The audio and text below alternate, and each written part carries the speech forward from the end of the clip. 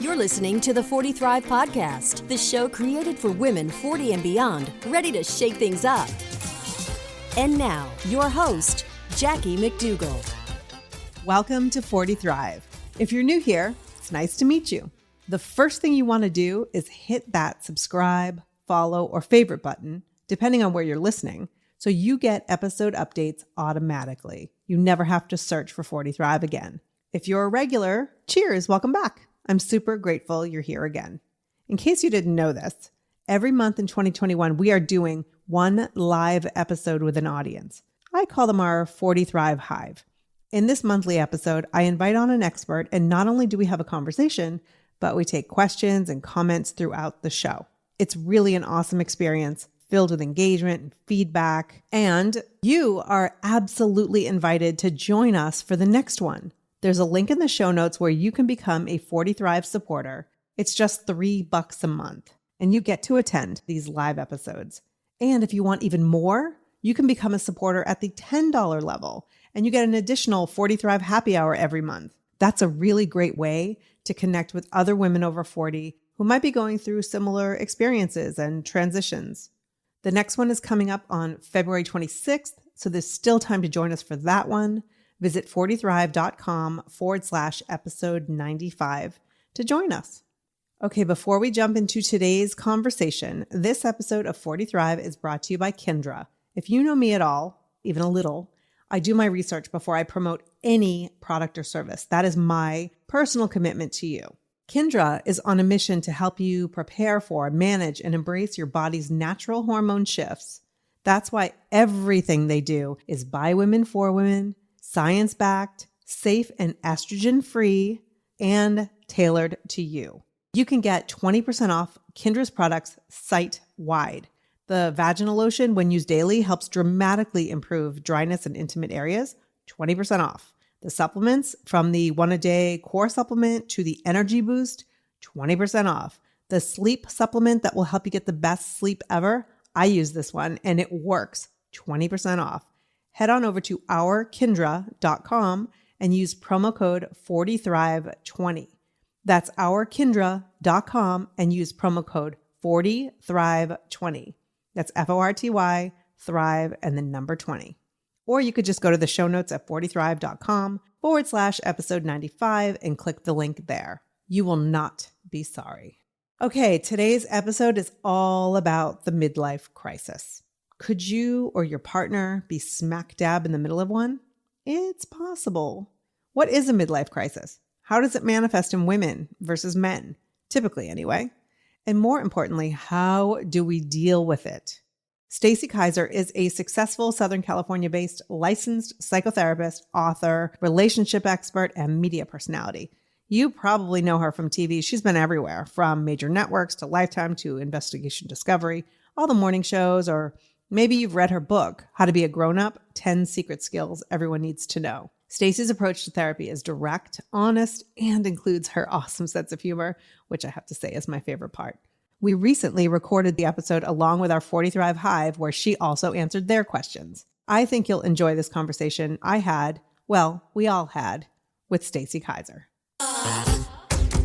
Stacy Kaiser, you're here, 40 Thrive Live. Welcome. Yay! So I reached out to you via text and I was like, can we talk about the midlife crisis?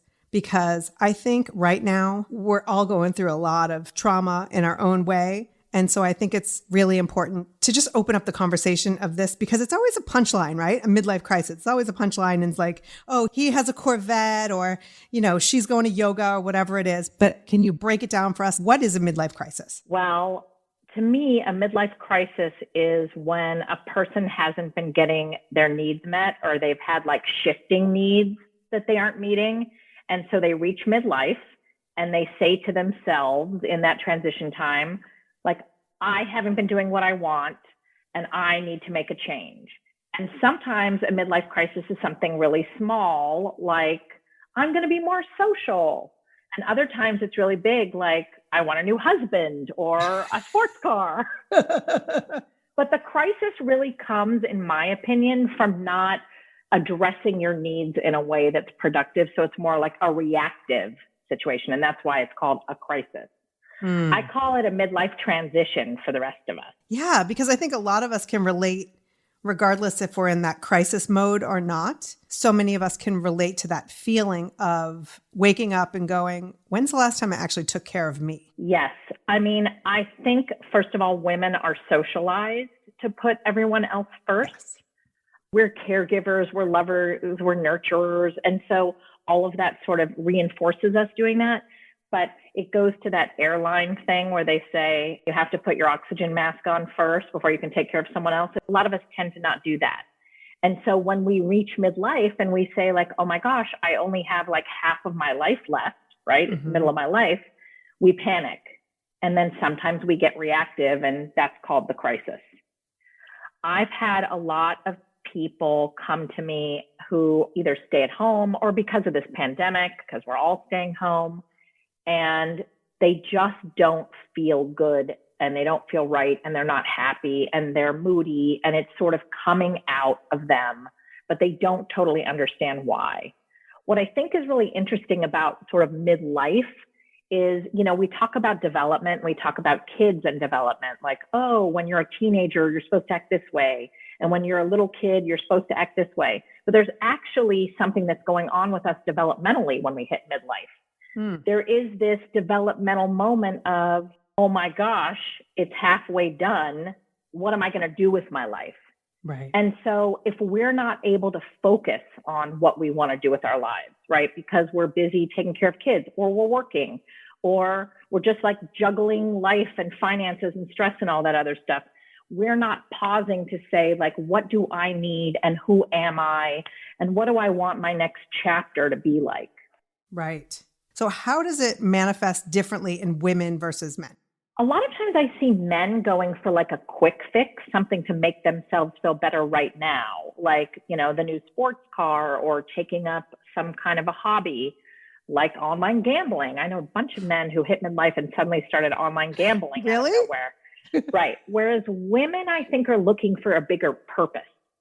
Like, what is my new purpose? Who do I want to be? How do I want it to be? We're looking for something bigger. That doesn't mean that we aren't going to suddenly start like playing mahjong or wanting to go out with our friends.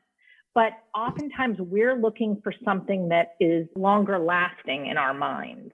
Right. And so we're not necessarily looking for the latest sports car. Right. Like right. some or of the latest guys. Sports bra. Yeah. That's more likely. Okay, now you just opened up a whole new conversation. We could talk for an hour, just sports bra or sports car. So let's talk about how to deal with it. So many of us are home. My husband used to go to work. My kids used to go to school. I know that I'm not alone in this. He now shares an office with me, sits across from me, which, by the way, is how we got started before we were even together. We used to work in the same office. Right. Universe. Right. So this is all your fault. The universe wanted you guys to go back to where you once were. Yes, it's totally our fault. Blame the McDougalls. So I see him struggling and I see me struggling, and we're doing it in such different ways. So let's just tackle first my thrivers here, anyone who's listening to this podcast. How the hell do we deal with some of this during this time? Okay, there's a few things that I think are important. First and foremost, it is that thing that we've already been talking about, which is making sure that you're checking in with your needs. Okay. But the second thing is, so here's what happened to all of us. I think all of us thought this was going to be sort of short at the beginning, at least most 2 of weeks. us. That's what I thought. I thought it was going to be 2 weeks. And then I thought it was going to be 3 months. And so we sort of developed coping skills along the way. We were like problem solving as we went into it. And what we need to do instead is step back and take a look at the big picture and say, okay, assuming we're doing this for another 3 months, 6 months, 8 months, whatever it ends up being, how are we going to do this strategically instead of just like on the fly? Okay. And for people who are sharing an office, sometimes that means that you have some rotating office time where it's like, okay, the office is mine alone from 9 to 11 every morning. And then we share it from 11 to whatever. And then you get it from 3 to 5. Right. And so it might be something like that where you're literally trying to compromise and figure out each other's needs. I think the third thing is, and I think you accomplished this really well personally and through this community that you've created, is really leaning on your support system. It's about talking and sharing and venting and connecting, because this is such an isolating time. Yeah. And even in the best of relationships, it's stressful to be around the same person all the time. Yeah. And so connecting with others and leaning on your community, even if it's, through online or watching a video like this, or you and I talking right here, is really healing and helpful. Oh, right. Okay. I just decided to add one more thing. I thought I only had 3 things, but this happens to me all the time. Sometimes I decide I have a 4th. I'm really telling everyone to make an after pandemic bucket list. It's something I also tell people to do when they hit a midlife age. It's about, what do I want to do when this is all done? And if we were talking about midlife, it's like, what am I going to do in the second half of my life? Mm-hmm. And to literally make a list. And I don't just mean things like, I want to go to the coast of Italy, which could totally be on the list, but it might also be something like, I actually want to learn how to cook and not just bake 6 different kinds of breads like I did in the pandemic. Because I don't know about you, I was baking bread a lot, and then I got sick of bread. But one of my post-pandemic bucket list things is to not learn to cook via YouTube or Zoom, but to literally go to a cooking class when I can have one, so I can learn some things. And it might also be about learning another language, or committing that you're going to have a girls' night every Thursday with your friends. Mm-hmm. It's about really thinking about what you want to be doing when we're, much freer to do things. And I think kids can do that as well. Right. It's funny because over the weekend, my son needed new slippers. And we went and got him some new slippers, and then they got to get Wetzel's pretzels. And I was just telling the Thrivers here, that was the most exciting thing I had done in months. If you had told me a year ago that you will get to go and get your son some slippers and Wetzel's pretzels, that will be the highlight of your freaking weekend, never mind year. I mean, that's crazy. It's, you know what? It's same with me. I went to Target recently, and they had all the cleaning products. They had Lysol, they had Clorox wipes, they had Clorox spray, and there was no limit. So I was loading up my cart, and I was so excited. And then I was like, this is what it's come to. And I'm texting all my friends going, go to this Target. They have everything you can need to clean. And I thought, and I literally felt like I was, I don't know, I won the lottery. And you don't even recognize yourself anymore, right? Yes. Our expectations have gotten much smaller, which a lot of people have said what's been good about this is it brings us back to things that pertain to us. When we were kids, kids are out riding bikes and families are out walking again, and you appreciate going to the mall. And so I think that part's nice, but yes, I think we all need to sort of let ourselves live in our imaginations. Right. It releases stress, and it also helps you formulate, what are you going to do when you're free again? Right.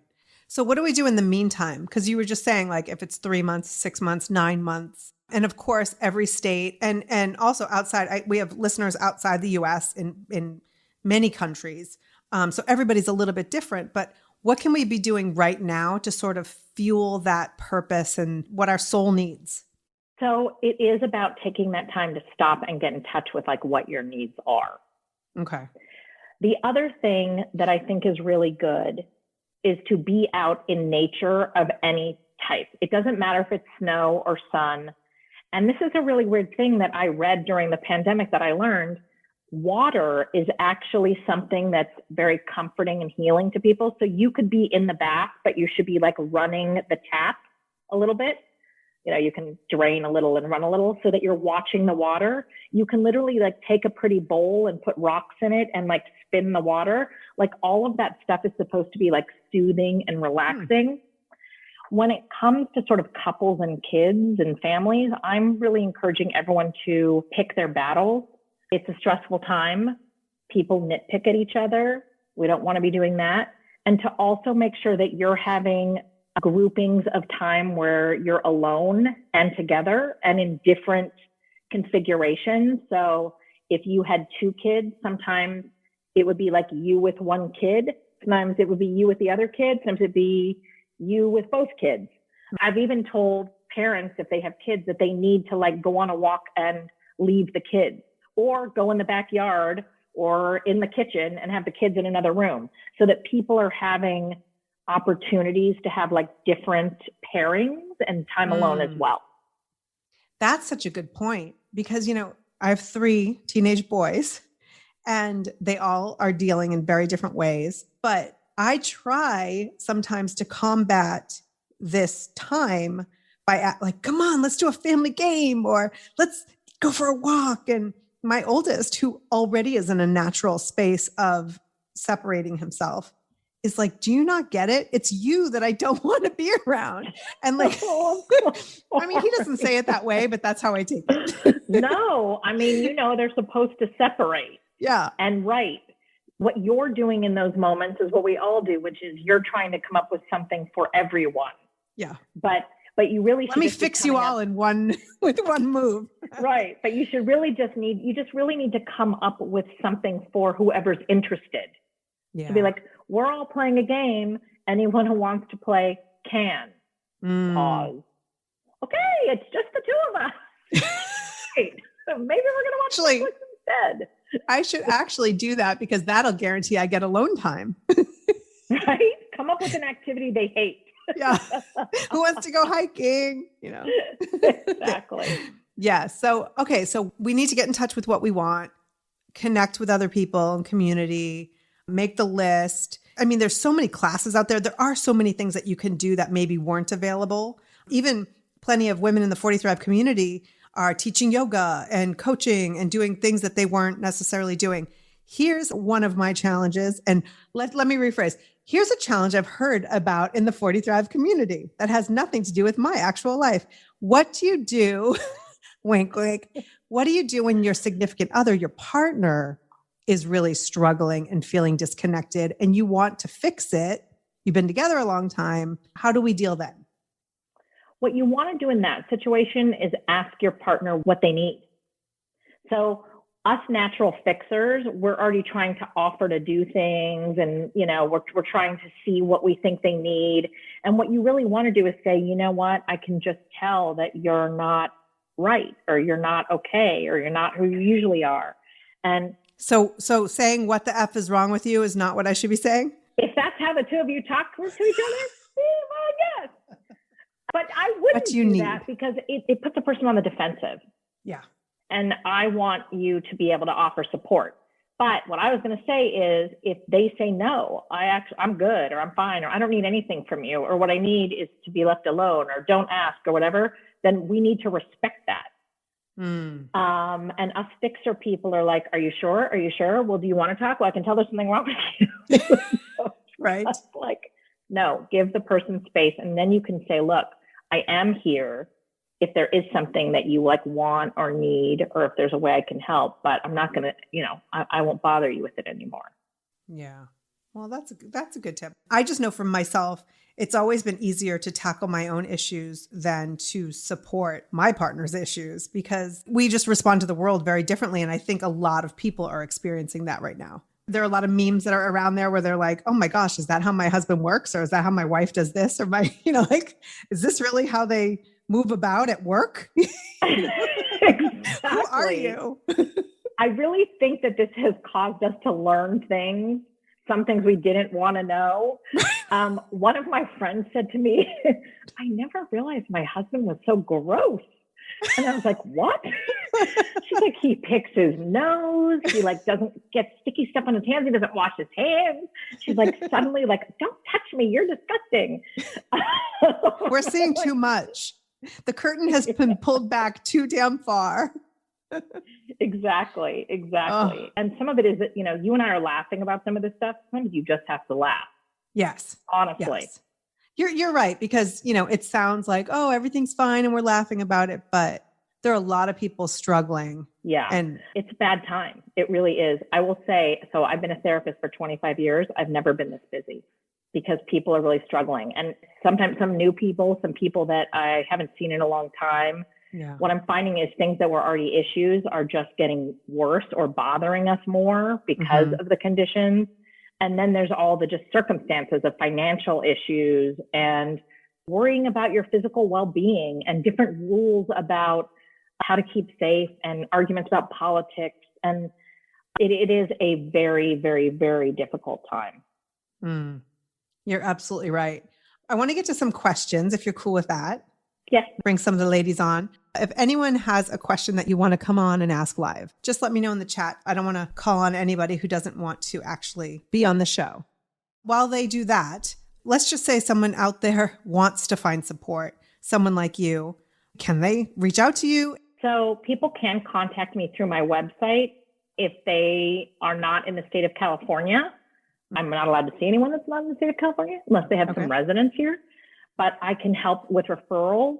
What I do tell people, wherever you live, there's a couple of things I recommend. First of all, it's great to get referrals from people you know.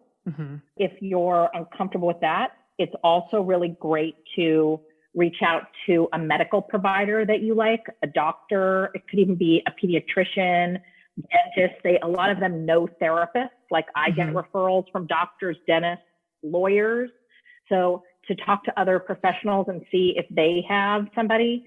And then also whatever your local college or university has a psychology department, and you can literally email or call the department and ask them for recommendations. And so what you want to try to do is not just like look it up online. However, if you do want to look it up online, make sure that you sort of look at their website and make sure that you agree with their sort of style and that you take a few minutes to get on the phone with whoever it is and talk to them. But yes, anyone can contact me through my website, stacykaiser.com. I'm happy to sort of help navigate and guide you a little bit. Awesome. I will, whatever way I can. I'll put that in the chat and also on the show notes when this podcast goes up. Right. Oh, one more thing that I wanted to add too that I didn't know. I had reached out to a guidance counselor, and a lot of schools have resources in place. Yes. Free resources, by the way. Yes. You know, that's one thing that's interesting too, is like a lot of these resources aren't being used. Many of us are like, oh, I don't want to take away someone else's resources. But you're not, like, they're not being used. And so reach out to your school and see what's available. That's a great idea. And there's all kinds of like low fee and sliding scale options as well that people can find. Awesome. Thank you, Stacy. All right. So we have a question. Barb is here. Hi. So meet Stacy. Have at it. Stacy. Hello. Nice to meet you. My question really just has to do with kind of going back to the workforce and thinking about what we want to do after the pandemic. My twins are in 3rd grade. So I'm thinking next year they'll probably start being able to do some things like walk to school on their own, maybe find some after school stuff. The point that I'm trying to get to is when I want to return to my old life, I'm really not sure whether or not I want to go back to the gig that I left, or not go back to work at all, or find a whole new chapter 2. I have some older sisters and some friends who advise just like, don't do anything. You're good where you are. And when the time is right, you'll find that spark or inspiration. But I also don't want to get to the point where I'm not going to be able to have choices. So I don't know if that's midlife crisis or not, but that's where I'm at. No, so. But I mean, that is what I call like a transitional dilemma. Right? I don't know how much of a crisis you're in. I can't tell. But at the moment, it sounds like a dilemma. So I'm glad that you reached out to other people and that they gave you input. I think that's a really good idea. But it also sounds like the input they're giving you isn't fitting for you. If the answer was, let it go, don't worry about it, then you would be doing that right now. So it sounds to me like that's not what you're actually wanting to do. I noticed that you said, go back to my old life. And when you watch this back, you'll see you made a little face, like I'm being exaggerated, but kind of like a old life face. And it wasn't a good face. I don't want you to think of it as going back to your old life, because none of us are going back to our old lives. Life moving forward is going to be different. So what I think would be really good for you is for you to think about what your dreams would be in a new life and maybe write them down. Like if you had a magic wand, what kind of a job would you have? How much money would you make? I mean, realistic magic wand. Okay. Not that you're going to like fly to the moon tomorrow for free, but some kind of a realistic magic wand where you can literally, I would take a piece of paper and just start scribbling on it, or take your phone and write in the notes, like send yourself an email and start writing. If you could just look at all of your capabilities and resources, like legitimate ones that pertain to you and realistic things. What would you do? What would it look like? And I think that will help you figure it out. It also sounds like you're kind of a planner, so the weight thing might not work for you.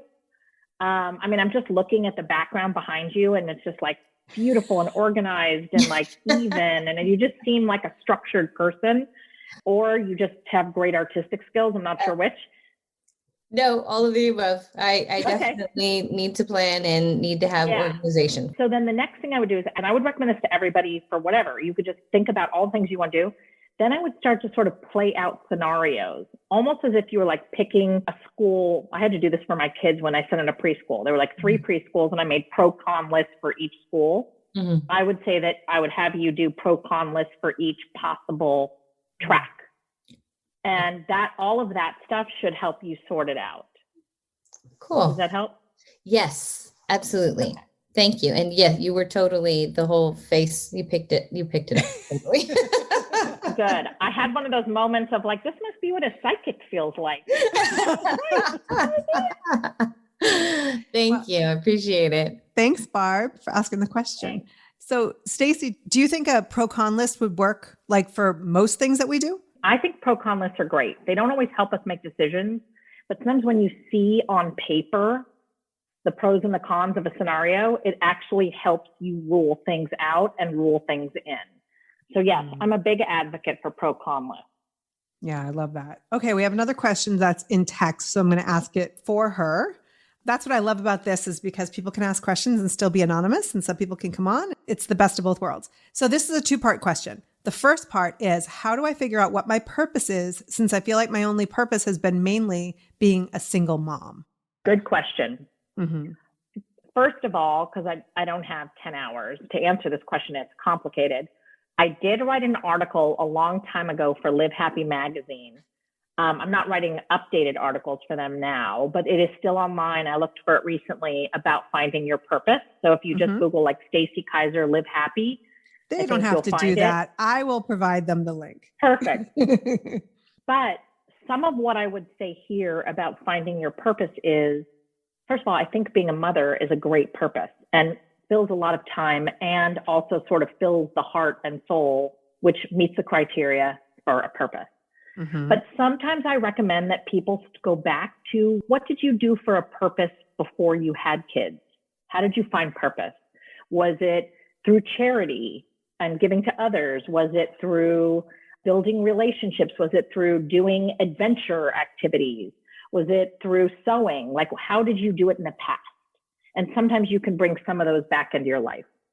And then I also recommend that people think about what is appealing to them now. So much like I sort of said to Barbara about brainstorming about her career, I would say just have a free flow, writing or talking with someone else about, what do I want to do? What kind of things would give me purpose? When my kids got older, they're both grown. I was an empty nester, but I'm not anymore because of the pandemic. I was like, what do I like doing? And one of the things I realized is I used to teach Sunday school a million years ago. Not a lot of people know that about me. Little known fact. And I love teaching. And I feel like what I'm doing right now is teaching. And when I'm doing counseling, I'm teaching. And so I was like, I think I'm going to try and teach. And so I started applying for part-time teaching jobs. And now I'm actually teaching future therapists every Monday for like 6 hours. And I love it. And it is giving me purpose. And so it is a combination of the going back to the past thing that I was mentioning, where I used to love to teach, but it's also when I started to say, like, what do I enjoy? That's one of the things that gives me purpose. I also really like cooking for people and watching people eat my food. I actually enjoy watching people eat my food more than I enjoy eating it myself. But I do like eating. So anyway, that's one of the reasons I was like, I want to start taking cooking classes. So those are the kind of questions you can ask yourself, like, what brings you joy, and do more of that. Yeah, I love that. We were raised by the people where you got a job and then you got a pension, or what, you stayed for 40 years, you punched the card, slid down the dinosaur, the whole thing. And that's not how the world works anymore. But I do think that there's a little bit of that in us still, that when we even talk about purpose, we're like, what am I going to do with the rest of my life? Versus what is something I might be interested in right now? Yes. And what do I enjoy? And what am I passionate about? Because that will help you find your purpose. That was good. Yeah. Excellent point. Thanks. Well, because I think it's so overwhelming, right? Because never mind marketing out there that's like purpose and passion and all of these things. And so when you feel like you're not able to just go, oh, this is what it is, you kind of feel like you don't measure up. What's wrong with me? If I can't find my purpose, everybody else seems to be finding their purpose. So I think it's dangerous. Yes. And I think you make a good point too, that a purpose doesn't have to have a big long-term thing.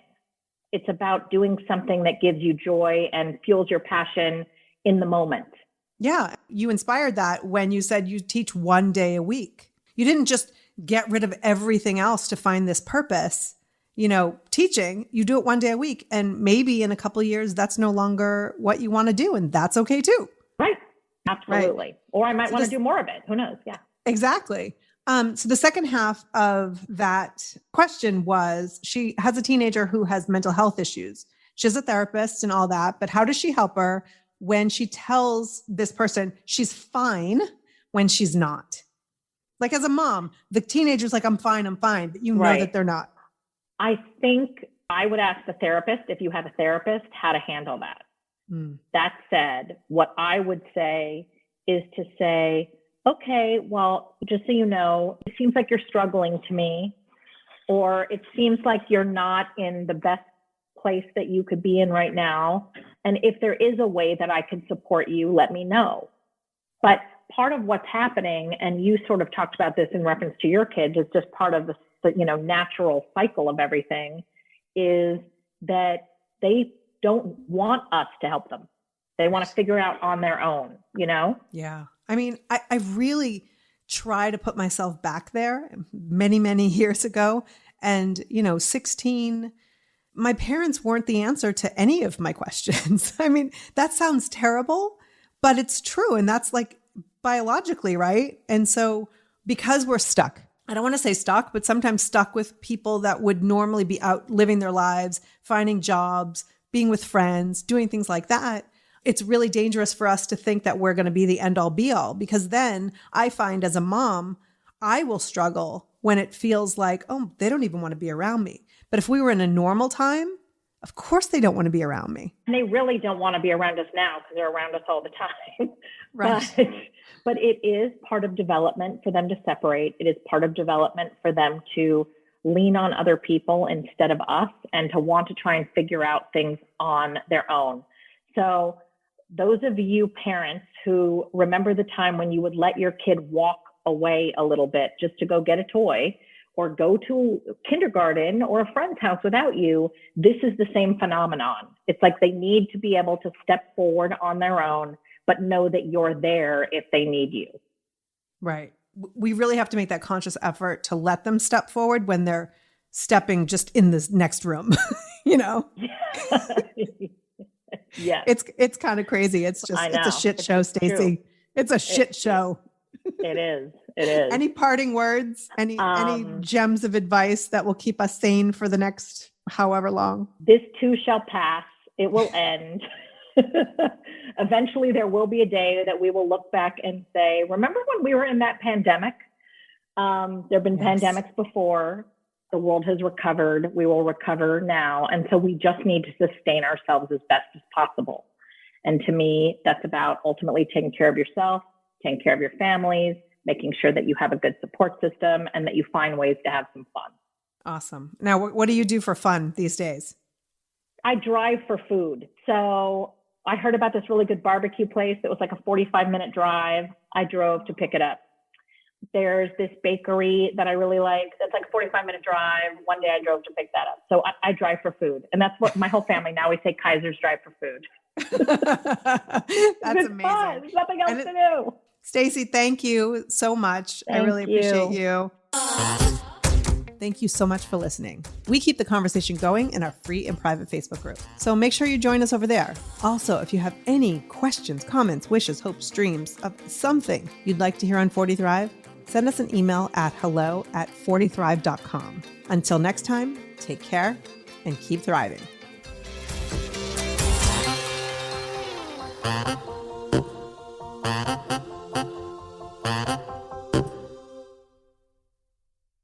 Spring has sprung. And with the change of seasons, sometimes comes an increase in vitality. If you're feeling in the mood for a little more personal time, may I suggest Coconut? Coconut is all about providing clean and natural ingredients when you're enjoying your most intimate moments, with or without a partner. Naturally safe products developed by people who are obsessed with quality. Get 15% off with promo code GROWNASS at grownasswoman.guide/Coconut. That's 15% off with promo code GROWNASS at grownasswoman.guide/Coconut.